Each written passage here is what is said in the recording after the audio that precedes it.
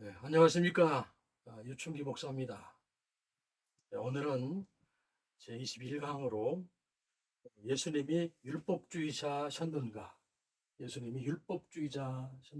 하는 제목으로 마태복음 5장을 중심으로 말씀을 드려보겠습니다. 지금 제가 드리는 강의가 지금 21번째인데 제1강부터 해서 그러니까 연강, 그러니까 강의가 계속 이어지는 주제로 계속 이어지고 연결되어 있는 그런 방식으로 진행이 되기 때문에 관심 있는 분들은 처음부터 들어보십시오. 왜 이런 이야기를 전개하고 있는지, 교회를 어렵게 지금 흘러가고 있는 교회를 살려보고자 하는 동기로 이 강의를 하고 있으니까 처음부터 순차적으로 들으시면서 전체적인 줄거리를 파악해가는 그런 도움이 되기를 바랍니다. 어쨌든 오늘은 21번째 강의, 예수님이 율법주의자셨는가 하는 주제로 말씀을 드리겠습니다. 많은 분들이 예수님이 율법을 옹호하시는 분 또는 율법을 강조하시는 분, 그렇게 이야기하시는 분들이 많죠. 그래서 오늘은 결과적으로 결론적으로 말씀을 드리면 그렇지 않다. 그렇게 말씀한 것이 아니다. 라고 하는 것으로 여러분에게 말씀을 드리기 위해서 이 강의를 준비를 했는데, 하나님도 그러셨고 하나님도 율법으로는 안 된다라고 말씀하셨고 바울도 율법은 아니다. 우리 복음으로 말미암은 신앙의 결정적인 거침돌이 율법이다. 그런 이야기를 바울도 하셨는데, 만약에 예수님이 율법의 옹호자다, 율법의 그 강조자다 이렇게 해석을 하면 성경이 뒤죽박죽 되지요. 하나님과 예수님과 사도였던 바울과 각각 제각각 다른 말을 하는 꼴이 되고, 하나님이 하시는 말씀과 바울이 하는 말이 일치하기 때문에, 그래서 많은 분들이 기독교라는 종교는 예수님이 만든 종교가 아니라 사도 바울이 만든 종교다, 이런 주장까지 하시는 분들이 생겨나는 거죠. 그렇지 않습니다. 이 세 분이, 성경의 전체적인 흐름이 하나님도 예수님도 바울도 동일하게 한 내용을 말씀하고 있다라는 사실을 주지하지 않을 수가 없는 것이죠. 그리고 사실 거기에 우리 신앙의 핵심적인 내용이 담겨 있고요. 그다음에 한국 교회가 지금 기독교 세계 전체가 많이 심각하게 어려운 가운데 빠져들었는데, 그걸 해결할 수 있는 실마리도 바로 성경이 말씀하시는 복음의 핵심적인 진리 가운데로 들어가면, 되돌아가면 거기에 해결의 실마리가 있다. 그렇게 주장을 하고 싶습니다. 그런 의미에서, 그런 동기로 오늘 이 말씀을 드리도록 하겠습니다. 만약 예수님께서 율법을 옹호하시고 또 강조하셨다라고 그렇게 해석을 하면 세 가지의 문제점이 발생합니다. 첫째로, 하나님과 충돌하고요. 둘째로, 예수님 자신과 충돌하고, 세 번째로는 사도 바울과 충돌합니다. 그래서 그렇게 해석이 되면 심각한 문제가 발생하게 되는 셈이죠. 첫 번째로, 하나님과 충돌한다는 것은 무슨 뜻이냐? 예레미야 31장에 보면 하나님께서 이스라엘을 멸망시키시죠. 먼저 북쪽 이스라엘을 멸망시키시고 두 번째 남쪽 유대를 멸망을 시키십니다. 그 멸망시키시는 이유는 너희가 나와 맺은 언약, 첫 언약, 율법을 내가 너희에게 주었는데 너희가 그거를 지키겠다고 해놓고 안 지켰다. 그러니 나의 의로움을 너희가 이루어내지 못했으므로 내가 너희를 멸망시킨다. 그러한 주장을 하시면서 이스라엘을 멸망시키셨습니다. 먼저 북이스라엘, 나중에 남이스라엘, 유대를. 예레미야 선지가 남유다가 멸망하는 것을 목도하면서 고통스러워하고 있을 때 하나님께서 그에게 나타나셔서 예레미야 31장에서 첫 언약으로는 안 되었으니, 첫 언약 율법으로는 너희와 나 사이의 관계가 이루어지지 못했으니 내가 새로운 언약을 주겠다. 내가 새로운 언약을, 새 언약을 주겠다라고 그렇게 말씀을 시작했습니다. 예레미야 31장에서는요. 새 언약을 너에게 줄 터인데 이 새 언약은 첫 번째 언약의 율법과 같지 않을 것이다. 그렇게 정의를 하시고 말씀을 시작하시죠. 여기 새 언약, 새 언약의 말. 예. 카다시. 이 새롭다는 말이 이 카다시 그렇게 표현했는데요. 머리트 카다시. 그래서 번역이 잘 됐어요. 정확하게 번역이 된 겁니다. 새로운, 과거에는 없던 그런 언약을 내가 너희에게 주겠다. 그 율법은 다르다 이런 얘기예요. 그러니까 율법으로는 너희들을 지켜내지 못했으니 이제는 너희를 지켜낼 수 있는 새로운 언약을 내가 줄 터인데, 너희가 그 언약을 받게 되면 너희가 서로를 향해서 박서방이 김서방에게, 김권사가 이권사에게 서로 말하기를 당신은 좀 하나님을 좀 알아야 되겠는데 왜 이렇게 하나님을 몰라? 그렇게 말할 필요가 없다는 겁니다. 왜냐하면 하나님께서 각 사람 속에 들어가셔서 하나님께서 성령의 모습으로, 자신의 영의 모습으로 사람 속에 들어오셔서 그 사람을 가르치시고 그 사람과 함께 하시고 그렇게 할 것이기 때문에 서로를 향해서 당신은 하나님을 좀 배워야 되지 않겠소? 라고 말할 필요가 없다는 것입니다. 그래서 고린도전서 2장에서 말씀하셨듯이 하나님의 깊은 것, 하나님의 깊은 생각과 깊은 뜻, 깊은 것이라도 통달하게 만드시는, 깊이 이해하게 만드시는 그런 성령님의 역사가 있을 것이다. 이런 얘기예요. 그렇게 해서 실패하지 않는 새로운 언약을 주시겠다라고 약속을 그렇게 하셨습니다. 하나님께서. 그것이 예수 그리스도께서 이 땅에 오신 목적이잖아요. 그게 목표잖아요. 그래서 하나님께서 율법을 통해서 그들이 하나님 앞에 잘못 살기 때문에, 그것 때문에 불의한 너희들 내가 심판하겠다. 그래서 이스라엘 민족을 멸망시키셨는데, 하나님께서 실패한 언약이라고 규정지은, 실패한 언약이라고 선언하신 율법을 예수님께서 다시 강조하셨다? 그 율법을 옹호하셨다? 이 말이 안 되는 거예요. 말이 안 된다고. 이게. 여전히 율법에 생각이 잠겨 있다고 하는 것은 말이 안 되는 생각을 하는 거예요. 이 심각한 문제입니다. 제가 좀 차분하게 말씀을 전하려고 부더니도 마음을 먹는데 안 돼요. 이 말씀을 이렇게 나누기 시작하면 제가 막 속에서 말이죠. 편안한 마음이 되질 않아요. 사실 너무나 심각한 문제이기 때문이기도 하죠. 율법으로 말미암아서 이스라엘이 철저히 실패했는데 하나님께서 그 실패한 언약인 율법을 다시 예수님께서 오셔서 강조하셨다? 이건 난센스인 거죠. 그럴 수가 없고 그럴 리가 없죠. 그런 의미에서도 하나님과 예수님이 충돌하는 결과를 빚어내기 때문에 절대로 예수님이 율법을 강조하신 분이 아니셨다라는 것이고요. 둘째로 예수님 자신과 또 충돌하죠. 누가복음 16장에 보면 예수님께서 그렇게 말씀하셨죠. 예수님이 율법과 관련해서 많은 말씀을 하시고 계시지만 나중에 뒤에서 자세하게 설명을 드리겠는데, 누가복음 16장에 있는 언급된 말씀은 율법과 선지자는, 다시 말해서 구약은 그 말이죠. 구약 시대의 언약은, 율법과 선지자는 세례 요한 때까지다. 세례 요한 때까지다. 라고 분명하게 언급하고 계십니다. 그러니까 세례 요한까지가 율법 시대의 마지막이다. 그런 얘기가 되는 겁니다. 그렇게 말씀하신 예수님이 율법을 강조하셨다? 그것도 말이 안 되는 얘기죠. 그건 말이 안 되는 얘기잖아요. 세 번째로 로마서 10장에 보면 바울이 뭐라고 말씀하십니까?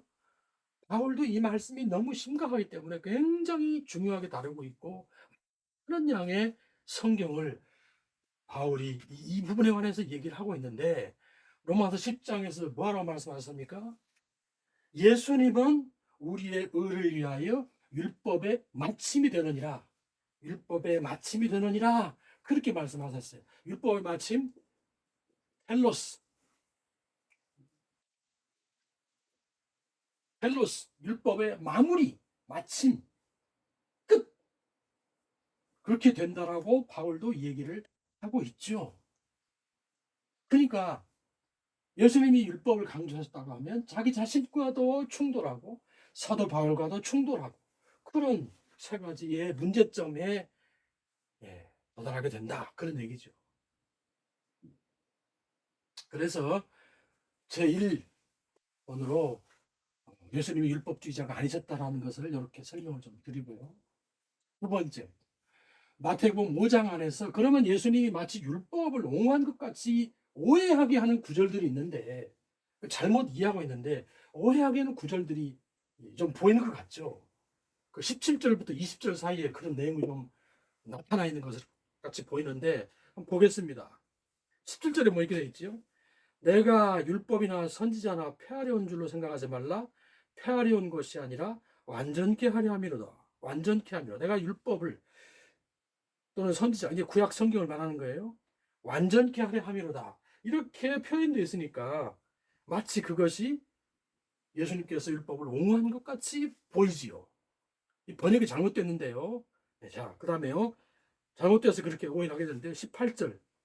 천지가 없어지기 전에는 율법의 1.1억이라도 반드시 없어지지 않냐고 다 이루리라. 이 말씀도 얼뜻 보면 마치 예수님이 율법을 강조하신 것 같이, 율법을 아주 높이는 것 같이 보입니다. 19절. 그렇기 때문에 이 계명 중에 지극히 작은 것 하나라도 버리고 그렇게 가르치면 천국에서 지극히 작다 일컬음을 받을 것이고, 이를 행하며 가르치는 자는 천국이 크다 일컬음을 받을 것이다. 이런 구절도 말이죠, 같은 맥락에서 이해되는 것이 보입니다. 내가 너에게 이르노니 너희가 서기관과 바리새인보다 더 낫지 못하면 결단코 천국에 들어가지 못하리라. 이 말씀도 그렇게 보여요. 그러니까 17절부터 20절 사이에는 우리로 하여금 율법주의를 주님이 말씀하신 것처럼 오해하게 만듭니다. 그렇게 이해하시는 분들이 사실 굉장히 많죠. 자, 그래서 이 말씀을 포함해서 마태복음 5장의 바른 해석이 어떻게 되어야 하는가 하는 것을 여러분에게 말씀을 드리도록 하겠습니다. 물론 마태복음 5장은 복음의 내용을 진술하신 금과 옥조 같은 말씀이시죠. 마태복음 5장의 발단, 전개, 결론의 이런 과정으로 설명을 드리겠는데, 마태복음 5장의 첫 부분의 말씀이 여러분 잘 아시는 팔복에 관한 말씀이시죠. 8개의 복, 심령이 가난한 자는 복이 있나니 천국이 저희 것이며, 뭐 이렇게 말씀을 하시면서 8가지 복을 말씀하시지요. 나를 인하여 너를 핍박하고 그러면 너희에게 복이 있다. 천국에서 너희 상이 크민이라. 이 말씀을 이렇게 하시는 말씀으로 마태복음 5장이 시작되죠. 근데 이스라엘 사람들이 예수님의 이런 말씀을 들었을 때 굉장히 낯설었을 것입니다. 왜 그러냐 하면 그런 말씀은 구약에 없는 말씀이거든요. 한 번도 들어본 적이 없는 말씀이에요. 1500년 동안 계속된 율법적 관습과 가르침 속에서 살았던 그 사람들에게 율법 이외에, 구약 성경 이외에 다른 말을 한다는 것은 상상할 수 없는 일이었을 텐데, 예수님께서 오셔서 전혀 율법적이지 않은 말씀을 던지니까 사람들이 들었을 때 굉장히 충격을 먹었을 겁니다. 우리나라도 2조 500년의 세월을 거치면서 지금도 유교의 때가 묻어 있잖아요. 유교적인 심성이 우리 민족에게 잠겨져 있잖아요. 그런데 1500년이나 되는 긴 세월 동안 율법을 듣고 보고 배우고 실천하며 삶과 마음속에 뿌리 박혀 있는 그 이스라엘 사람들이 율법이 아닌 다른 말씀을 딱 던지니까 사람들이 얼마나 충격을 먹었겠어요. 사람들이 그 말씀을 들었을 때에 이자가 율법을 폐하려 하는가? 율법을 무시하는가? 라고 하는 마음을 느꼈을 것이고, 예수님께서 그것을 보시고 이렇게 말씀을 하시는 겁니다. 발단이 그렇게 되는 거지요. 내가 율법을 폐하려는 것이 아니고 율법을 완전케 하러 왔다 라고 그렇게 말씀을 하셨는데, 이 완전케 한다는 말의 번역이, 제가 단도직입적으로 말씀드리겠습니다. 번역이 잘못됐습니다. 번역이 잘못됐어요. 자, 왜 그러냐 하면, 완전케 한다는 말은 플레이로라는 단어인데, 이 플레이로라는 말이 무슨 말이냐? 이 말이 완수한다, 잘 완수시킨다, 끝맺는다, 끝맺는다. 그래서 잘 완수하고 끝맺기 때문에 마무리한다, 이런 뜻의 단어입니다. 내가 갑자기 율법을 뭉개버리려 폐지하려 온 게 아니고, 내가 율법을 잘 완수하고, 영어로 하면 accomplish란 말이 뭔가를 완성하다는 말, 뭔가를 잘 이루어서 완성한다는 말 아닙니까? fulfill, accomplish, 그런 의미의 단어예요. 완수한다, 완성한다, 완성하면 끝맺는 거 아니에요. 그래서 마무리한다, 그런 말이에요. 중간에 갑자기 이유도 없이 갑자기 없애버리는 것은 폐기하는 거지만, 그러나 그것이 아니고, 내가 이 율법이 자기가 가지고 있는 의미와 가치를 완전히 완수하도록, 율법이 자기가 완성되도록, 그래서 자기의 임무를 끝맺도록, 그렇게 하기 위해서, 잘 마무리되어지도록 하기 위해서 왔다, 그런 말씀이라는 거예요. 중간에 갑자기 이유도 없이 뜻도 없이 무도하게 무너뜨리는 것, 그게 아니라는 겁니다. 자, 그래서 예수님이 내가 이 말씀을 완수하러 왔다, 완성하러 왔다는 말이라는 것을 먼저 기억해야 되죠. 플레이로라는 단어가 그런 뜻입니다. 17절에 그렇게 되어 있죠. 그 다음에 18절에 보면, 내가 너희에게 이르노니 천지가 없어지기 전에는, 여기 천지가 없어지기 전에, 이 말이 하늘과 땅이, 우라노스라는 말은 하늘이란 말이고, 게이라는 말은 땅이라는 말이에요. 하늘과 땅이 없어지기 전에는, 그런 표현인데, 이 말의 의미가 뭐냐? 우리말에도 이런 말 있잖아요. 하늘이 무너져도, 하늘이 두 쪽 나도, 이런 말 있잖아요. 하늘이 두 쪽 나기 전에는, 하늘이 무너지기 전에는 하면서 말을 전개하는 것은 절대로 그럴 리가 없다는 말을 강조한 말이잖아요. 어떻게 하늘과 땅이 없어집니까? 새 하늘과 새 땅은 될 수 있지만 없어지지는 않는다고요. 그러니까 이것은 절대로 그럴 리가 없다는 말을 강조하는 말이에요. 우리나라 말처럼 하늘이 두 쪽 나기 전에는, 이런 말처럼 강조하는 말이고요. 그 다음에 그 18절 뒷부분에 있는 말의 해석은 이렇습니다.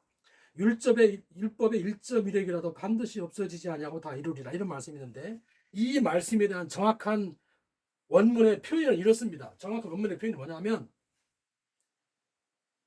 말씀이, 이 율법의 말씀이, 율법이 전부, 판타란 말, 전부란 말인데, 율법이 전부 이루어지기까지는, 율법이 전부 이루어지기까지는 1.1핵도 없어지지 아니하리라, 그런 표현이에요.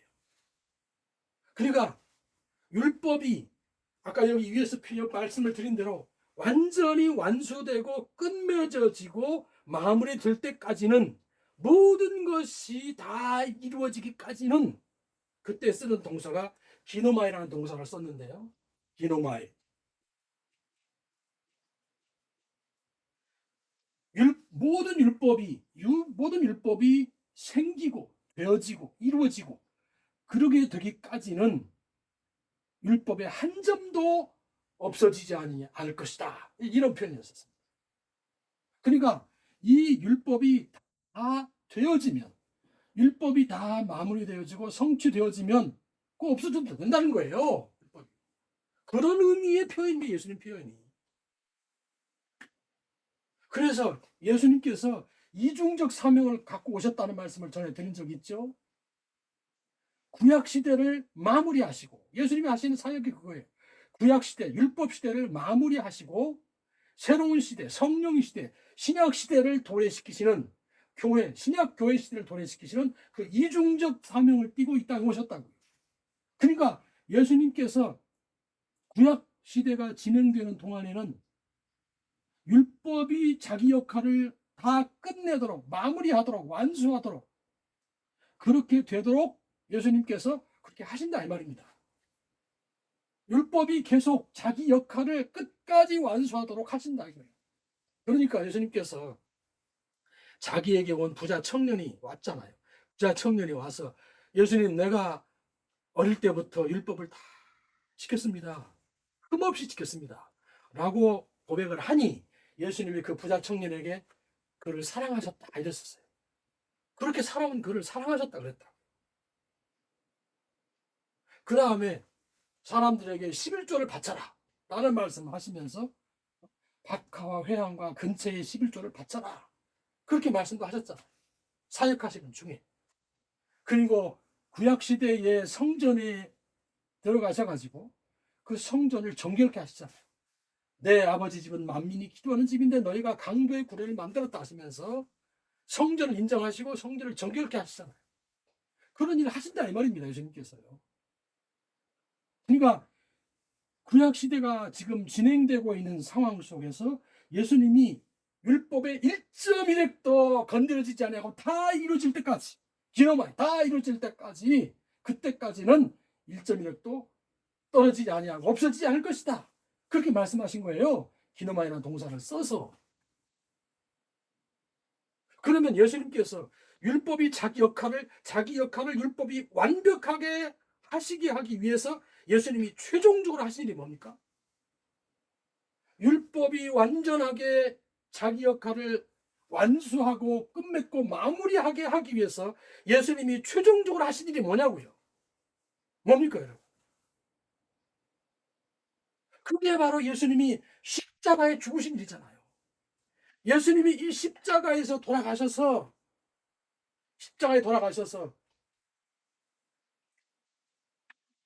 죄값은 사망이라고 규정한, 죄값은 사망이라고 규정한 이 율법의 저촉대로 예수님께서 그 율법의 그 정죄대로 십자가에서 죽으신 거예요. 그래서 율법이 자기 기능을 기노마에 완전하게 이룰 때까지, 완수하고 끝맺고 마무리할 때까지 그 할 수 있도록 자기 자신을 십자가에 내어주시고 십자가에서 죽으신 겁니다. 율법이 자기 뜻을, 자기 기능을, 자기 사명을 완수한 거죠. 그렇게 해서요. 그래서 예수님께서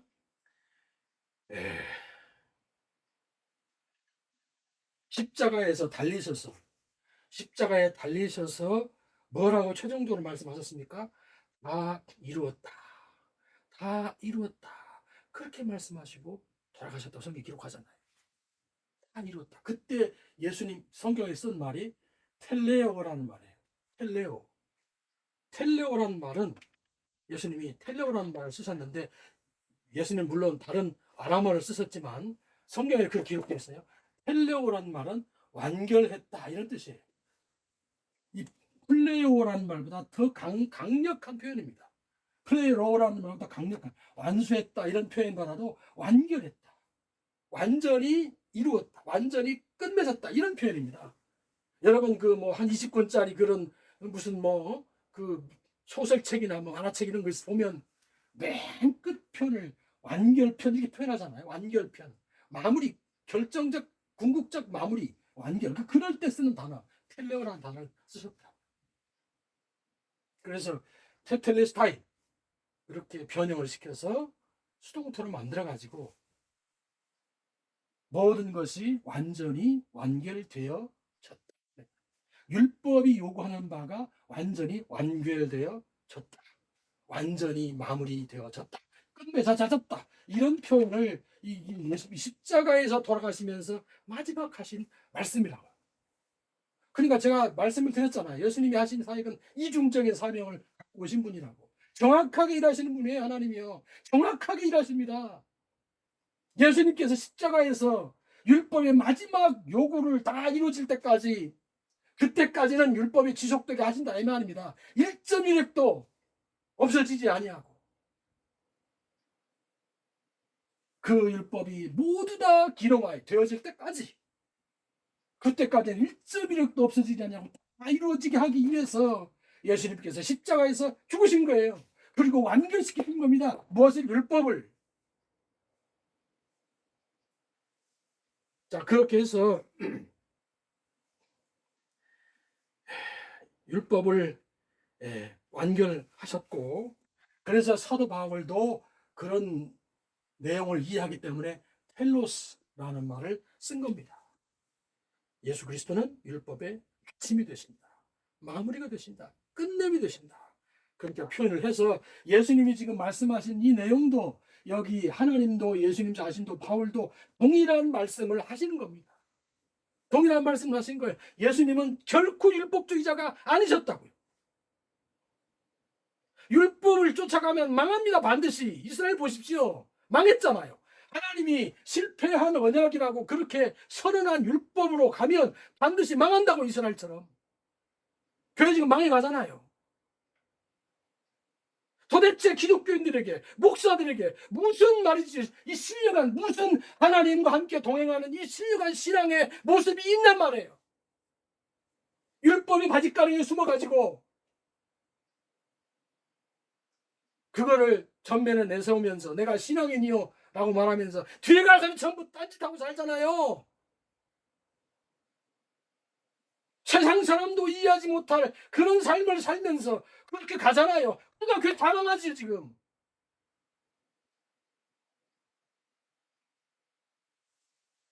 예수님이 결코 율법을 말씀하신 분이 아니시다. 이중적 사명을 띠고 오셨기 때문에 십자가에서 율법을 텔레오 완결 지으실 때까지 율법을 인정하시는 말씀을 하세요.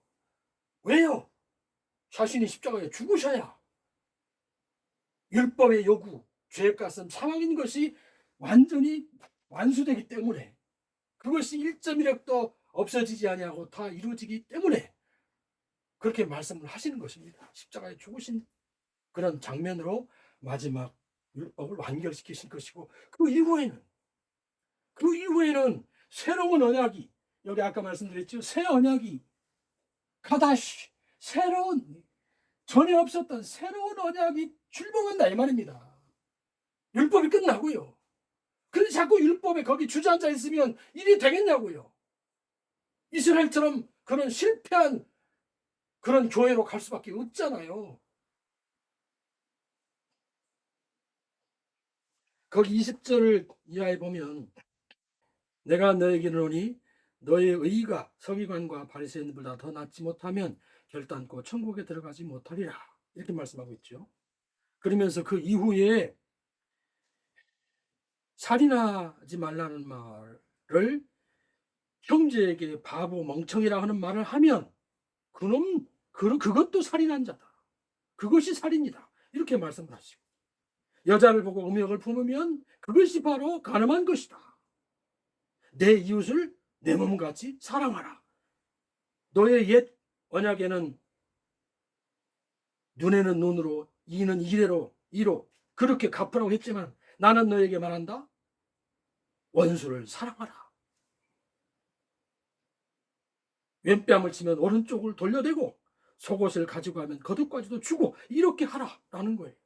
아니, 첫 언약인 율법의, 구약의 율법도 지키지 못해서 그래서 멸망한 사람들, 인간에게 이러한 것을 지키라고 율법으로 예수님이 주셨다고요? 그랬다고요? 말이 되는 소리냐고, 이게. 말이 안 되지. 어떻게 더 형용할 수 없는 그런 정도의 법을 주면서 그걸 지키라고 요구했다라고 말씀할 수가 있느냐고. 안 되는 얘기죠. 이 말은 뭐냐면 새로운 언약 안에서 하나님의 깊은 속도 통달하게 하시는 성령님의 도우심으로 이런 길로 나가야 한다, 나갈 수 있다, 성령께서 도와주신다, 그런 새로운 언약의 시대를 말씀하시는, 성령님의 시대를 말씀하시는 거예요. 제가 두 가지의 하나님의 목적을 가지고 예수님 오셨다고 말씀드리잖아요. 성령 안에서 사는 삶이라는 것은 이런 것이어야 된다 라고 하시면서 5장 맨 끝절에 그래서 텔레오스, 이 말씀의 뜻이 완벽하다. 이 말씀의 뜻이야말로 완전하다, 완벽하다 이런 뜻이에요. 그러니까 너희가 성령 안에서 새로운 언약, 성령 안에서 살면서 이렇게 살아야 한다 라는 말씀을 21절 이하에 쭉 주시면서 너희가 그러므로 하나님처럼 텔레오스 완전해라, 완벽해져라 라고 말씀을 하심으로 해서 율법이 아니라 새로운 언약 성령 안에서 사는 삶에 대해서 새로운 신약의 교회 시대를 소개하고 계시는 겁니다. 그런 거예요. 제가 이 말씀을 드리면서 여러분의 이해를 돕기 위해서 이런 예를 하나 좀 설명을 드리고 싶은데, 그게 뭐냐, 제가 신학대학원에 다닐 때에 신학대학원 학생들의 어떤 소망이라보다는 바람이 있다면 이 타자기를 하나 갖는 것이 다들 원하는 것이었습니다. 그때까지만 1986년도 40년이 넘었는데요. 1986년도에 신학대학원 입학을 했으니까 이 타자기를 대부분 학생들이 갖고 있지 못했습니다. 몇 명 학생들만 가지고 있었죠. 전부 손으로 수기를 써서 리포트를 작성을 하고 그렇게 했는데, 이 타자기를 갖고 리포트를 작성을 하고 또 먼저 교회 업무를 하고 그러면 상당히 좀 있어 보였거든요. 깔끔해 보이기도 하고. 근데 얼마 있지 않아서 몇 년 되지 않아 가지고 서서히 뭐가 학생들에게 이제 도입되기 시작했냐면 이 컴퓨터가 이제 소개되기 시작하고 쓰이기 시작했습니다. 그러니까 이 타자기는 문서를 작성하는 그런 기능이 있잖아요. 근데 이 컴퓨터 안에도 문서 작성하는 기능이 있지 않습니까? 워드 프로세스 기능이 있다고. 그러니까 타자기보다 훨씬 더 유용하죠. 편하고 톡톡톡 키만 치면 화면에 떠올라서 뭐 수정도 할 수 있고 뭐 여러 가지 더 갖다 붙일 수도 있고 뗄 수도 있고 뭐 이런 여러 가지 기능이 있어서 타자기의 모든 기능이 컴퓨터 안에 다 들어있다 이 말입니다. 율법이 마치 타자기 같은 거라면 컴퓨터는 성령 안에서 살아가는 그런 새로운 언약의 그 내용과 같은 그런 성격이지요. 이 새 언약, 성령 안에서 살아가는 이 새 언약 안에 이 율법의 성격에 그런 개념이 들어있어요. 그 안에 이렇게 포용되어 있다고. 그러나 이 컴퓨터를 통해서 많은 업무를 수행하잖아요. 이 타자기는 그저 뭐 문서나 작성하고 말잖아요. 근데 컴퓨터는 못하는 거 없잖아요. 거의 무궁무진한 가능성이 있잖아요. 요즘 AI 시대가 돼가지고 뭐 말할 것도 없지. 이 속에 타자기의 개념이 들어있다 이 말입니다. 비교할 수 없을 만한 그런 어떤 기능과 성격을 가지고 있죠. 그런데 타자기를 가지고 열심히 업무를 감당하고 일을 하고 수많은 일들을 처리해낸 그 사람에게 당신이 왜 타자기를 사용하지 않소? 타자기를 써야 됩니다라고 강조하면, 문서는 원래 이걸로 만드는 거예요. 타자기를 써야 됩니다라고 강조하고 강제하면 그게 말이 되는 소리입니까? 그게 말이 안 되지요. 타자기를 갖고서 업무를 하겠다고 하는 그런 사람이 있으면 무능하기 짝이 없는 사람이지요. 그런 사람은 도태될 수밖에 없지요. 그런 사람이 뭘 해내겠어요? 타자기를 가지고 컴퓨터를 제쳐놓고. 똑같은 거지요. 성령님의 시대에, 하나님의 영이신 성령님의 시대에 율법을 갖다 들이밀어 가지고 율법을 쫓으라고 한다? 그건 말이 안 되는 소리입니다. 이렇게 말하는 것이 말이 안 되듯이 그것도 말이 안 되는 소리예요.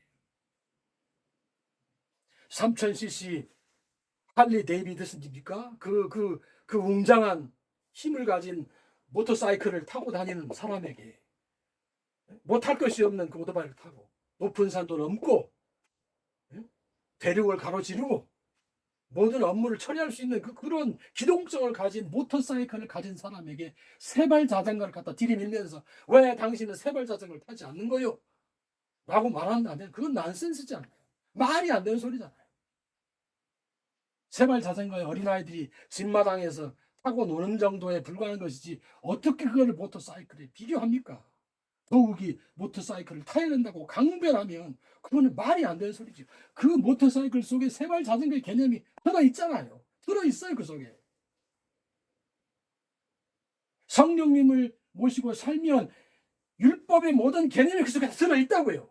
그것과 비교할 수 없는 높은 경지의 세계가 그 속에 있다고요. 하나님의 성품과 주님의 하나님의 형상이 그 속에 담겨 있다니까요. 율법을 주신 하나님. 그러니까 여기 지금 21장 이하에 하나님처럼 너희도 완전하라 완벽해라.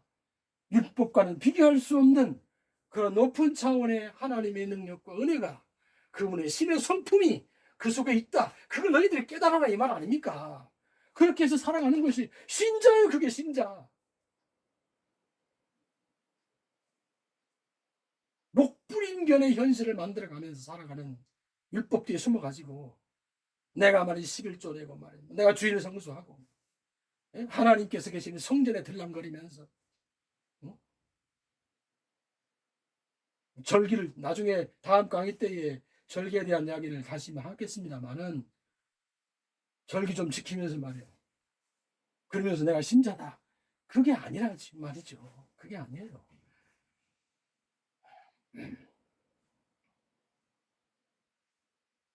그래서 결론을 말씀을 드리면은 예수님께서는 이중적 사명을 띠고 오셨고 율법을 강조하는 것처럼 보이는 것은 결코 그런 것이 아니고 율법이 자기 사명을 완수할 때까지 자기 사명을 완수하고 완결할 때까지 율법을 인정하셨으나 1.1획도 떨어지지 않을 것이라고 인정하셨으나 그러나 십자가에서 그것을 완결시키시고 이제는 성령님의 시대로 들어오게 됐는데 성령님 안에 율법의 내용과 성격이 다 들어있다 이 말입니다.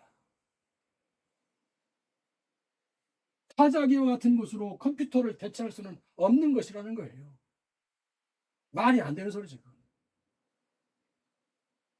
그래서 우리로 하여금 너희가 텔레오스 완전해야 된다. 완벽해져야 된다. 하나님처럼 라고 요구를 하시는 겁니다. 왜? 성령님 때문에. 아까도 말씀드렸지요. 성령님께서는 하나님의 깊은 것이라도 다 통달하게 만드시는 그런 분이시로서 우리 속에 들어오셔서 하나님을 알게 하신다니까요. 너희가 서로를 향해서 너 하나님 좀 알아야 되지 않아? 그렇게 말할 필요가 없다니까요. 왜 그 길로 가지 않냐고. 그 길로 가지 않냐고. 거기에 살 길이 있다고요. 그러므로 새 언약은 율법을 벗고 성령님으로 하나님과 함께 살아서 예수 그리스도의 분량으로 계속 성장해 가는 겁니다. 빌립보서에 있는 말씀대로 표대를 향해서 그렇게 변화되는 모습을 보이는 것이 신자의 모습이라 이 말이에요. 율법으로 가면 반드시 망합니다. 신앙이 반드시 망해요. 신앙이 망하면 하나님께서 손 뗀다고요. 내가 도저히 너희들 못 보겠다. 구약시대 그러셨잖아요. 내가 너희들 도저히 못 봐주겠다. 내가 손 떼겠다. 손을 예수님이 싹 떼면 하나님 손을 떼면 그 다음 누가 달라들겠어요? 누가 달라들어요? 마귀가 달라들죠. 마귀가. 빈집이 마귀가 안 달라들어요. 달라들어서 그 집을 완전히 점령한다 그러잖아요. 박살납니다. 박살나. 교회 지금 박살나고 있잖아요. 다음 주간에 다음 강의에 그 부분에 대해서 다시 한번 강조를 자세히 하겠습니다만은 율법으로 가면 하나님의 뜻에 전적으로 배신하는 거예요. 그래서 배교한다는 말까지 했잖아요. 지난번 강의에. 율법으로 가는 것은 배교하는 거예요. 이런 하나님의 뜻을 저버리는 거예요. 실패한 길로 다시 가겠다. 그렇게 선언한 것이기 때문에 하나님을 배신하는 거라고. 배교하는 거라고.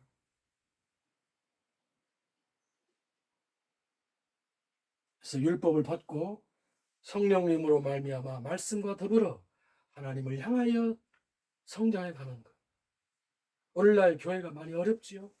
교회가 지금 어떤 분은 교회의 골든타임이 살아날 수 있는 골든타임이 한 10여 년 남았다 그런 말도 하시던데 그건 뭐 지금 뭐 심각한 상황이라는 거 아닙니까? 살 수 있는 길이 뭡니까? 하나님께로 가는 길, 말씀으로 가는 거예요. 말씀으로. 교회의 역사는 성경 해석의 역사예요. 교회의 역사는 성경 해석의 역사라고. 500년 전에 종교개혁이 왜 일어났습니까? 성경 해석에 대한 새로운 눈이 뜨였기 때문에 그런 거 아닙니까? 한국교회뿐만 아니라 전 세계 교회가 지금 많이 심각한 어려움에 봉착해 있습니다. 어떻게 그 문제를 해결할 수 있어요? 하나님 말씀으로 가야지요. 성경이 가르친 대로 가면 돼요.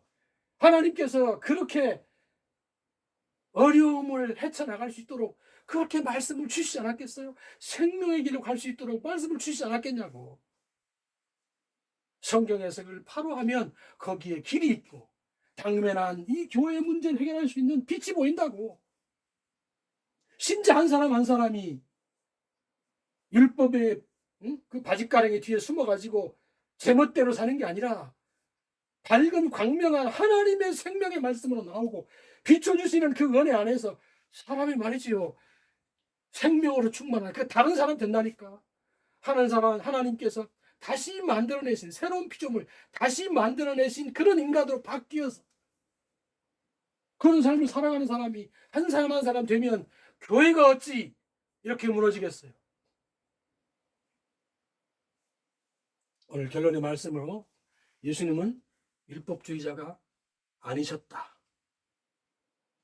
꼭 기억하고 성경에 말씀하시는 성령 안에서 사는 삶으로 그리스도께서 십자가에서 이루시고 우리를 인도하신 그 삶으로 가기를 바랍니다. 강의 여기까지 하겠습니다.